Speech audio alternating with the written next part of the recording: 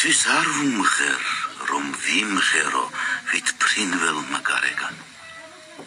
არა მარტო ტკბილ ხმებისთვის გამომგზავნა ქვეყნადცა. მე წამნიშნავს და ერი მზრდის მიწიერი ზეციერსა ღმერთთან მისთვის ვლაპარაკობ, რომ წავუძღვე წინაერს. დიდის ღმერთი საკურთხევლის მისთვის ღვივის ცეცხლი გულში, რომ ერის სამოწმედ ვიყო ჭმუნვასა და სიხარულში. ერის წყლული მაჩნდეს წყლულად, მეწოდეს მის ტანჯვით სული, მის ბედით და უბედობით და მე დაგოს მტკიცებული. მაშინ ციდამ ნაპერწკალი თუ აღმიფეთქს გულში ცეცხლსა, მაშინ ვიმღერ, მხოლოდ მაშინ მოვსმენ მდერსაც ტანჯვის ცრემლს.